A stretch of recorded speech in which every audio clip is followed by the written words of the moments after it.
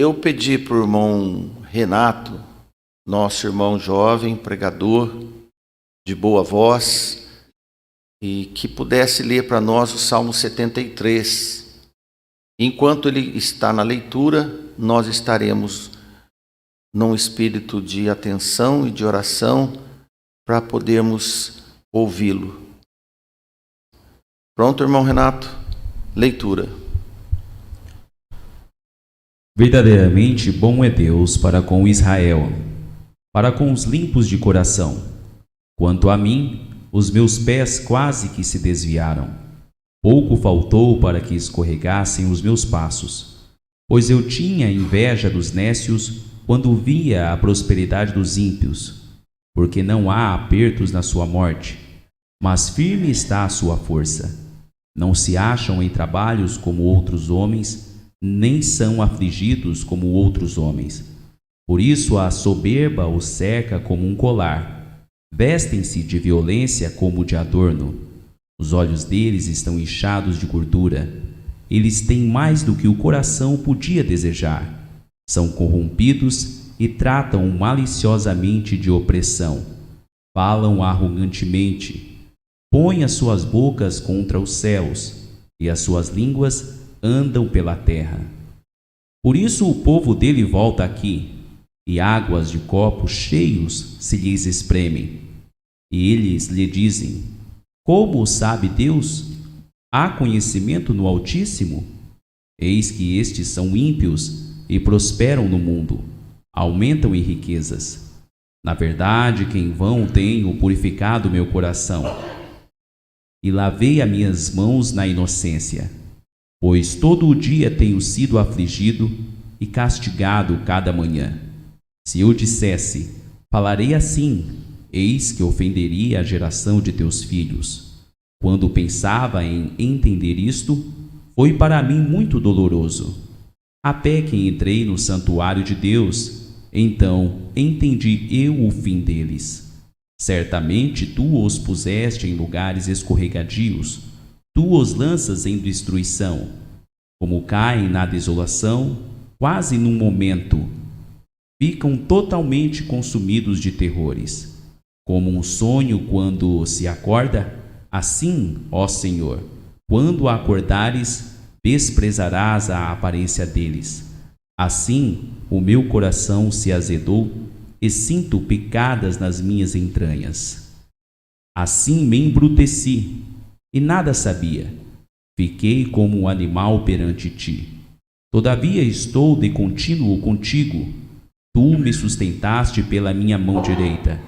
Guiar-me-ás com teu conselho, e depois me receberás na glória. Quem tenho eu no céu senão a ti? E na terra não há quem eu deseje além de ti. A minha carne e o meu coração desfalecem, mas Deus é a fortaleza do meu coração e a minha porção para sempre. Pois eis que os que se alongam de ti perecerão.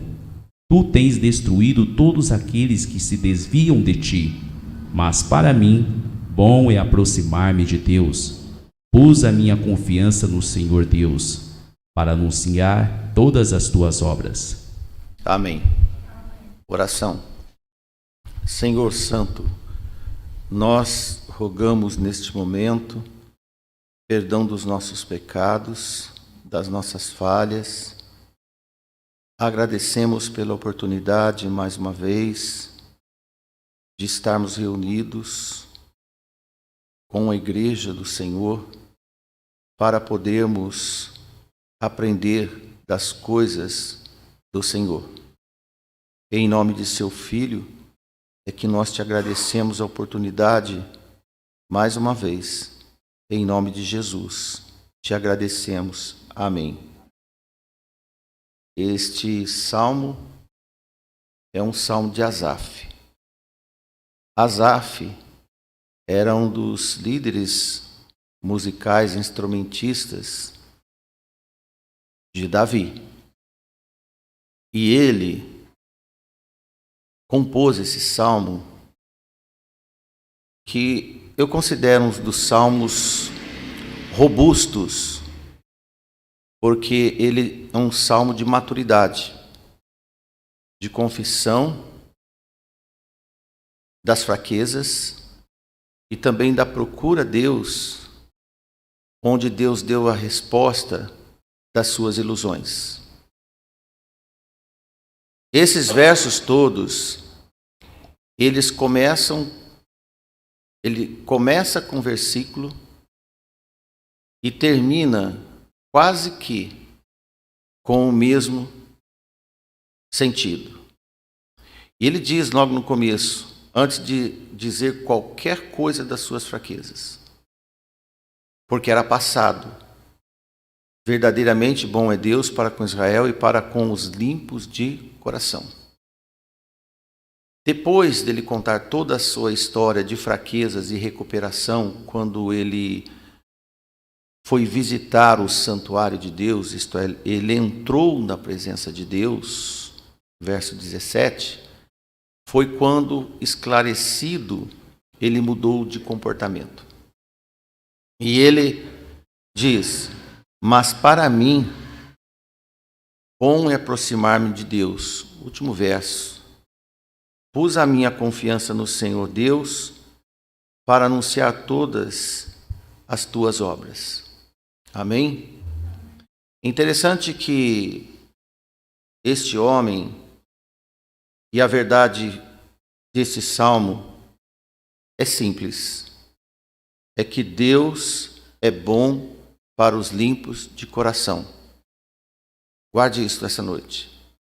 Deus é bom para os que têm um coração fascinado, lavado pelo nosso Senhor Jesus Cristo. Depois desta constatação de fé e crença, Asaf conta que ele foi induzido certa vez durante um tempo da sua vida, e ele não diz quanto tempo, mas eu creio que foi um tempo considerável, e ele sentiu inveja, muita inveja, do que ele via na prosperidade dos ímpios. E ele dá esta intuação de que quanto mais mundanos eles eram, mais eles prosperavam. Até o enterro deles nem parecia que estavam mortos.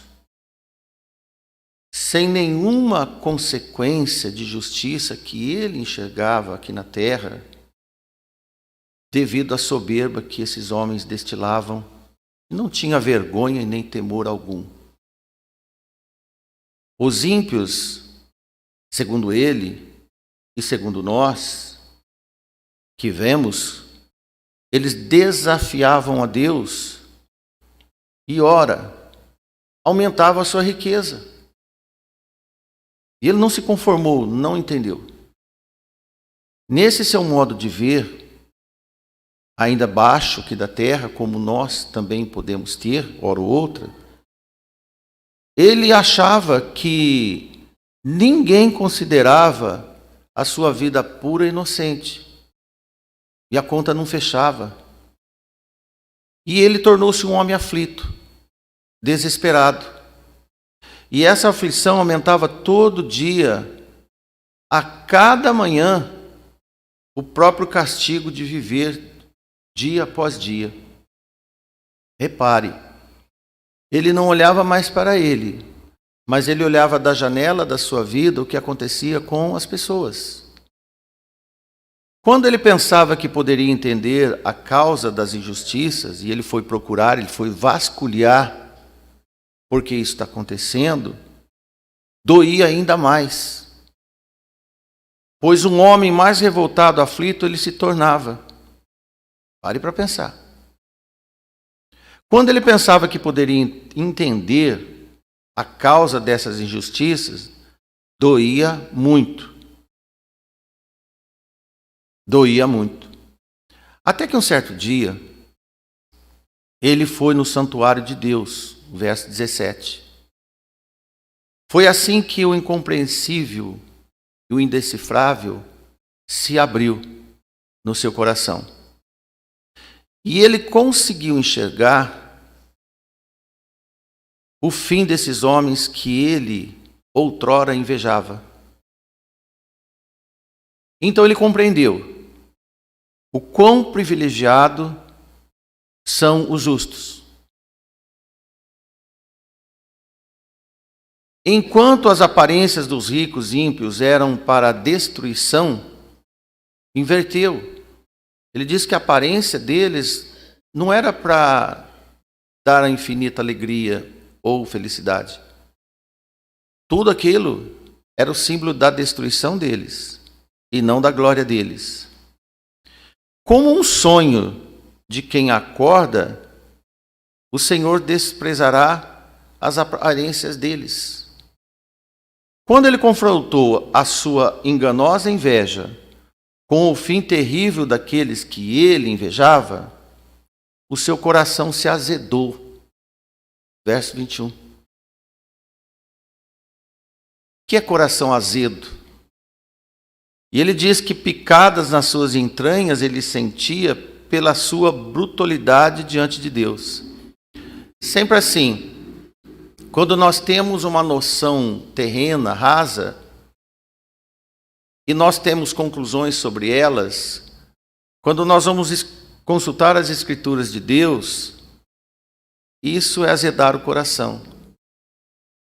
É quando alguém olha para si e fala assim: poxa vida, como que eu fui um idiota? Como que eu fui bruto? E ele diz: eu fui bruto. Eu estava muito bruto. Quando ele viu o quanto bruto pela sua ignorância, de nada saber, mas dar muitas conclusões, baseado na sua ignorância, diante de Deus ele sentiu como um animal irracional, totalmente fora da realidade. Pois assim ele enxergou que Deus estava sempre com ele. Imagina. Mas não ele tinha conhecimento até então. Deus lhe sustentava, dava vida, guiava para receber na sua glória enquanto ele estava reclamando. Que maravilha esse Deus que nós temos. Nos guia no momento das nossas plenas ignorâncias. E assim aconteceu com ele.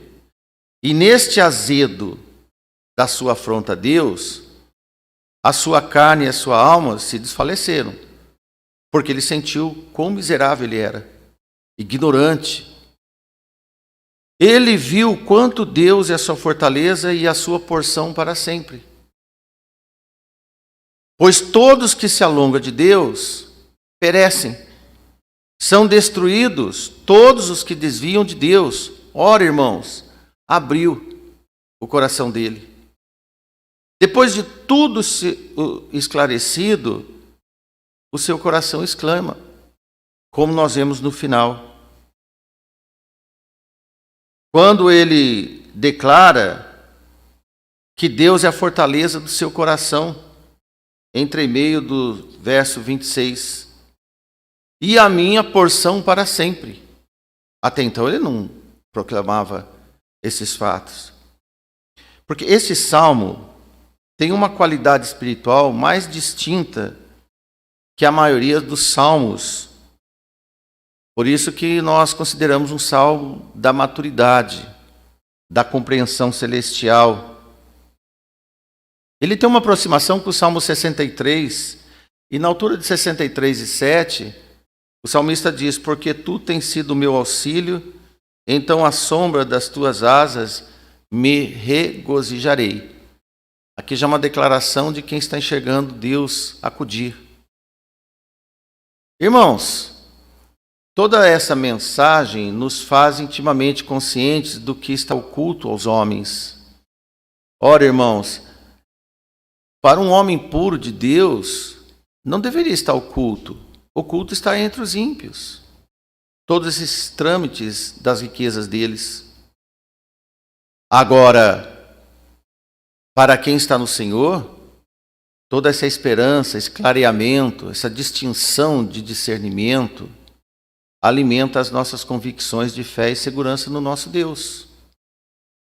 Só você, na fé, que vai enxergar o que Deus tem para você. Isto chama-se esperança. Amém? E você tem capacidade para entender as coisas de Deus e discerni-las. E ao contrário do que Paulo fala em Coríntios, é que o espiritual discerne bem tudo e dele ninguém é discernido. Ninguém entende o homem de Deus. E Asaf, irmãos, homem puro, homem de Deus, como qualquer um santo do Senhor, qualquer mulher santa do Senhor, ele diz que quase, mas por um pouquinho, ele não se desvia debandando para o lado dos homens, para apreciar as coisas e as riquezas dos homens, mas por pouco mesmo, diz ele. Tudo que ele admirava nas suas propriedades ou prosperidades, lhe fazia, novamente, morrer de inveja. Como nós ouvimos dos pregadores, a inveja mata. A cobiça mata. Neste coração aceso para os confortos que o mundo apresenta, ele deslizou-se de Deus e quase escorregou de vez para o mundo, mas por pouco mesmo. Este é um salmo que crava firmeza de fé. Quando passou por um tempo sem fé. Um crente sem fé, quando toma a frente de fé, ele torna-se diferente. E ele tem uma repugnação do seu passado sem fé. Encontramos nessa leitura instruções preventivas para a nossa longa caminhada, com tantos imprevistos que nos faz menores ainda. Ora, irmãos, quantos imprevistos são nos apresentados e a maioria deles não são tão desejáveis, tão confortáveis. Em qualquer momento, em qualquer faceta da nossa vida, nós temos que estar conscientes que Deus nos dará o apoio necessário, o amparo, nos acudir nas nossas necessidades. Bastante semelhante a esse salmo, quando nós vemos no livro de Jó, para quem já leu, Jó era um homem piedoso, muito honesto, um homem admirável diante de Deus e até invejável diante de Satanás. Ele não podia reconciliar a boa qualidade dele com a sua enfermidade. Essa é a pergunta. Como é que Jó conciliaria a sua necessidade, enfermidade, seu estado de estar entre os vermes, com a bondade de Deus? Um justo arrebentado em nem para quem via. Em Salmo 73, no verso 13 nosso, diz: na verdade, que em vão tenho purificado o meu coração e lavei as minhas mãos na inocência. Embora a vida de Asaf também era reta, um homem de coração puro, a vida lá fora não era fácil. Não, ele não via nada que retribuísse a sua bondade e sua honestidade. Ele teve que fazer uma visita com o Senhor, uma consulta, provavelmente, eu creio, em oração, e Deus respondeu a sua oração, e ele ouviu a voz do Senhor. É um trâmite necessário. Você ora, Deus te ouve, Deus te responde e você acata. Aí faz sentido a oração. O Senhor esclareceu e acalmou o seu coração. Até então, antes da sua oração, da presença do Senhor, a sua alma estava confusa, inconformada com injustiças, o seu coração lhe acusava. E Jesus fala, que aquele que tem sede de justiça serão saciados. Nós hoje estamos cada dia mais carentes de justiça. Nós não vemos mais justiça. Muitas leis, pouca justiça. O que vamos fazer? Dizer, vou me tornar um injusto para também usufruir das injustiças? Não. A nossa justiça é questão de princípios do Senhor, os justos, os puros de coração. Sempre que não enxergamos em espírito neste mundo, é um sinal que precisamos visitar o Senhor, mais ainda nas nossas orações.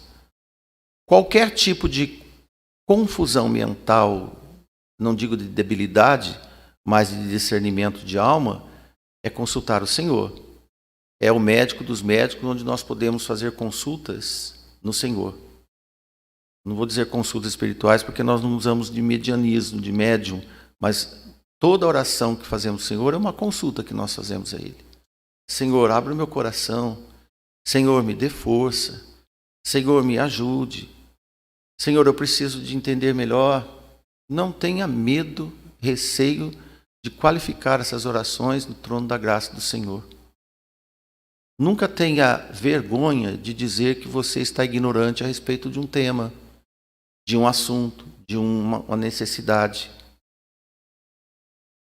Ao passo que os ímpios gozavam de boa saúde, eles não tinham esse problema de consciência. Os pecadores e fora, eles não têm a consciência igual à sua e nunca terão. E eles prosperavam, e o homem de Deus admirando a prosperidade deles. Como hoje vemos, como Asaf viu e como Jó também viu. Veja Jó 21:7. Olha, por que razão vivem os ímpios, envelhecem, ainda se robustecem em poder? Por que essa razão? Irmãos, todos nós temos momentos de ignorância. Mas não é pecado trazer nas nossas orações as nossas ignorâncias. Como é que você vai orar sem ignorância se você não tem conhecimento? Deus aceita as nossas orações fracas. Temos um Espírito que interfere por nós com gemidos inexprimíveis, porque Deus sabe a intenção do nosso coração, a nossa pureza. Lembra-se que nós estamos falando dos puros, não dos sábios. Dos puros.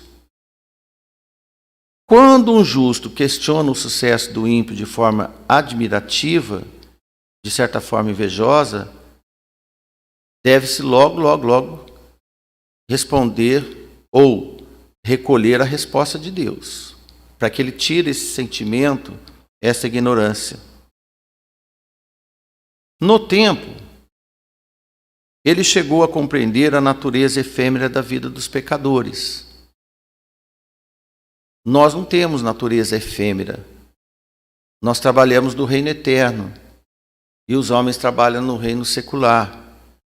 E é até interessante que eles arrematam tudo que eles podem aqui na terra, porque aqui é o reino deles.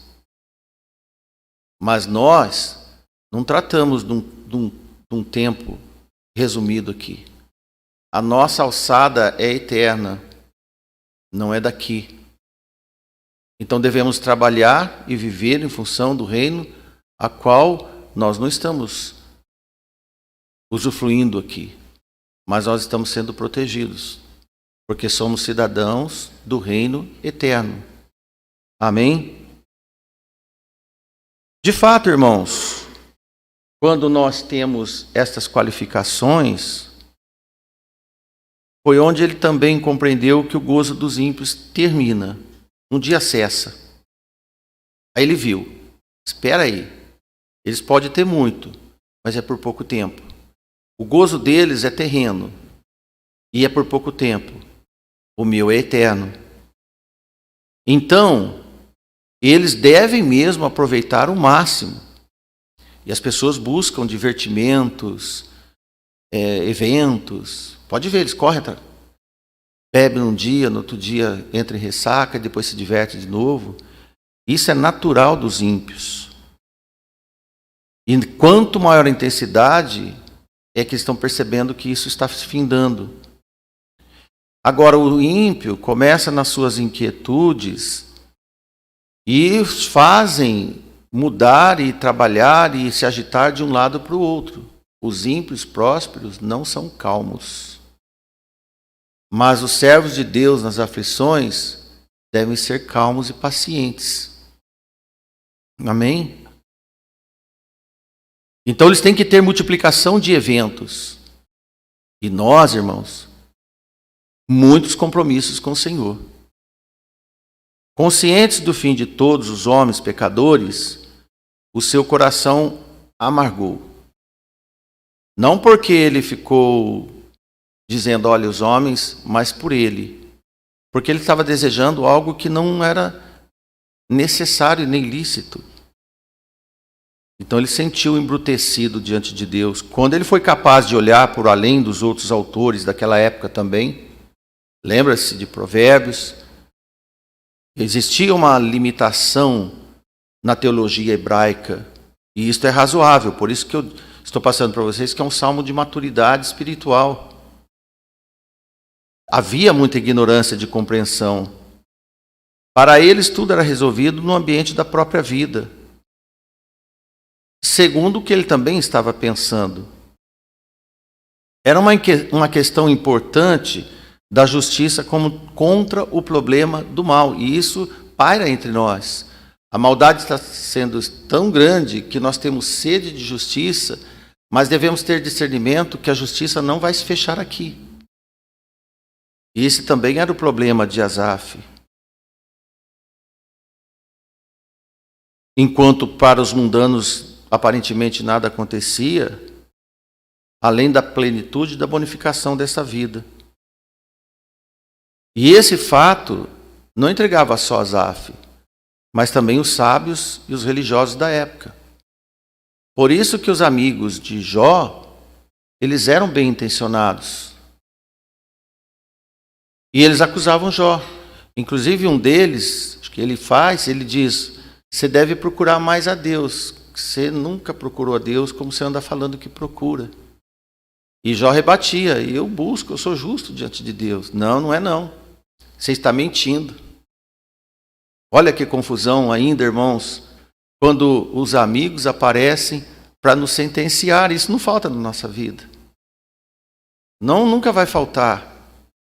Olha como que o homem de Deus, você, meu irmão, tem que ser muito solitário nesse momento. E é só o Senhor para ajudar. Porque isso intrigava, como eu estou dizendo, a todos os sábios da época.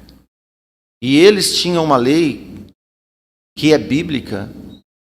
A lei da semeadura era o único instrumento de medida teológica da época. Os amigos de Jó usaram a lei da semeadura. Não é possível que você está sofrendo assim e dizendo para nós que não fez nada de mal. E Asaf também dizia, como eu posso sofrer assim se eu não fiz nada de mal? Ambos usavam todos a lei da semeadura. É a única medida que eles tinham. Volto a dizer para vocês, é como adotavam no comportamento insistente dos 3 amigos de Jó. Eles acusavam baseado na lei da semeadura, embora não via nada de errado nele. Mas você está escondendo. Concluíam que as chagas de Jó e a perda dos seus bens, dos seus filhos, eram consequência de muitos pecados de Jó. E ele tinha que engolir isso. Mas ele refutava. Ele clamava a Deus. Mas você veja que demorou um tempo para Deus responder e depois fazer os seus amigos entenderem que eles estavam errados. E porque nós vemos em Jó que quanto mais ele se justificava, mais acusado ele era pelos seus 3 amigos.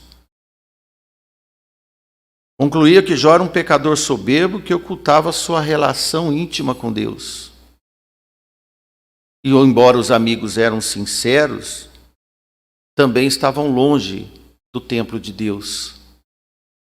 Ignoravam qualquer sombra de um Salvador eterno.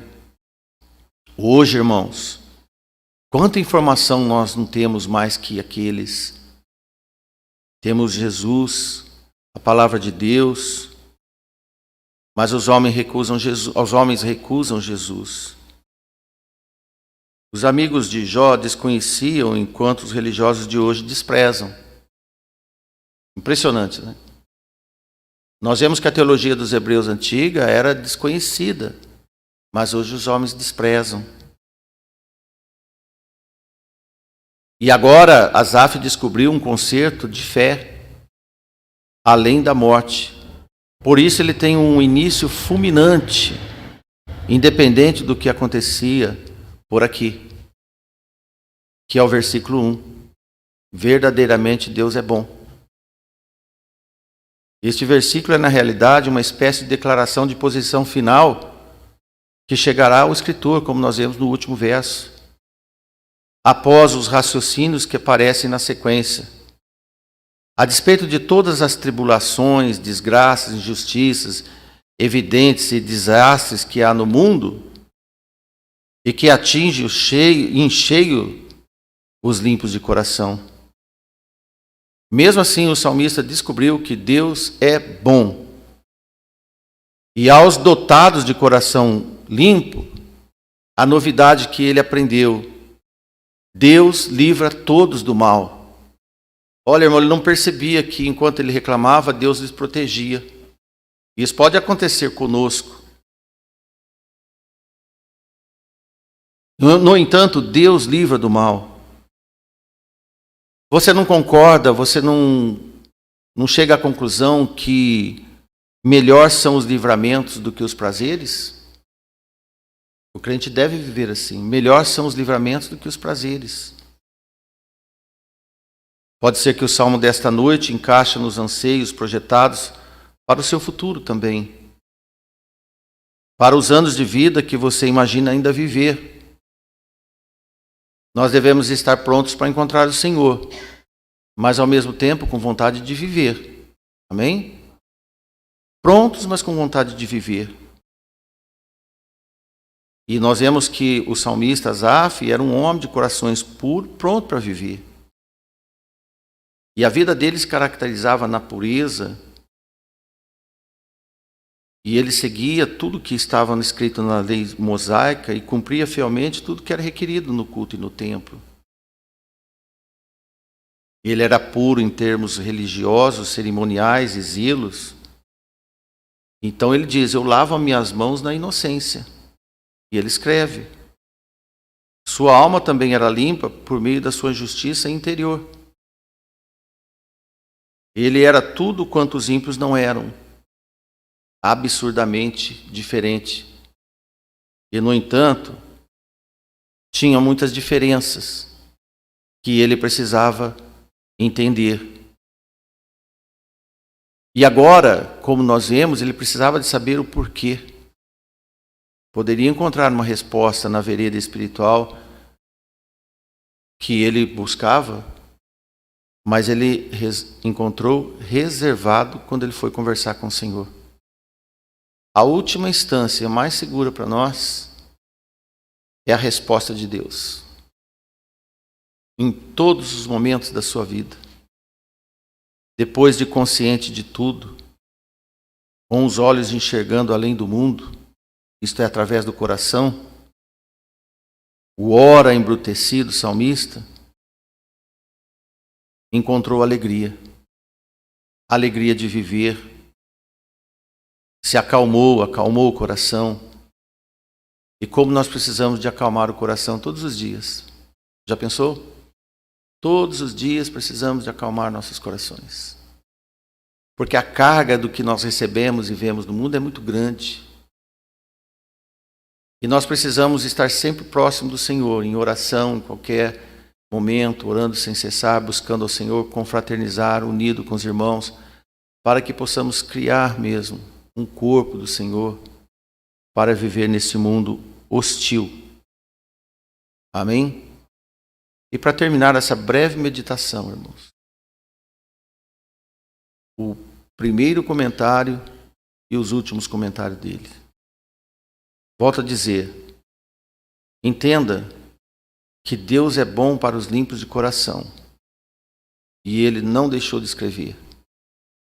E ele jamais ia terminar esse memorial da sua vida quando ele puxou para ele no último verso: mas para mim. E para nós todos, bom é aproximar-se de Deus. Quantos crentes se aproximam do mundo? Que a sua oração hoje seja essa, meu irmão, você que está nos ouvindo, você que está em casa. Pode colocar nas suas orações: para mim, o melhor de tudo é me aproximar-se de Deus, porque Ele cuida de mim. E depois ele diz: eu pus a minha confiança no Senhor Deus, no senhorio da minha vida. Confiança é tudo. Eu aprendi desde menino com os meus pais: confiança é tudo na vida.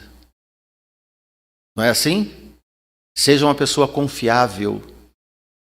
Como é agradável quando alguém diz: pode fazer negócio, que essa pessoa é confiável.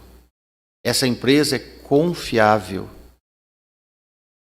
E ele diz: pus a minha confiança no Senhor Deus. Qual o motivo de toda essa declaração dele? É o que você e eu devemos fazer para anunciar todas as tuas obras. Irmão, para quem até agora há pouco estava, vamos dizer, cobiçando, invejando o resultado das obras dos homens, agora diante do trono de Deus, ele estava agradecendo as obras que Deus havia feito nele. Fica essa lição para nós. Ao invés de nós vermos a fotografia do mundo e admirar o que os homens do mundo têm, confie em Deus e anuncie as obras que Deus fez em você, as bênçãos que Deus tem te dado. Esta semana eu disse para o irmão, nós estávamos comentando para fechar a pregação, existe uma noção entre os crentes que bênção de Deus é algo extraordinário, visível, como as coisas aí fora. Mas não, irmão. O fato de você estar vivo é bênção de Deus. O fato de você conhecer mais irmãos é alegria, é bênção de Deus. Anuncie isso como se fosse uma fortuna, e na verdade é. Por que é uma fortuna? Porque é onde você ajunta tesouros. Você não deve esconder os tesouros que você tem nos céus. Anuncie, porque os tesouros dos céus, na sua fé, na sua perseverança, na sua esperança, é justamente o que o Senhor vai te dar quando nós formos para a glória eterna. Anuncie as obras de Deus que Ele tem feito em você, na sua família, no seu serviço, na sua esposa, no seu esposo, em tudo. Que Deus nos abençoe. Boa semana e boa noite a todos. Amém? Amém.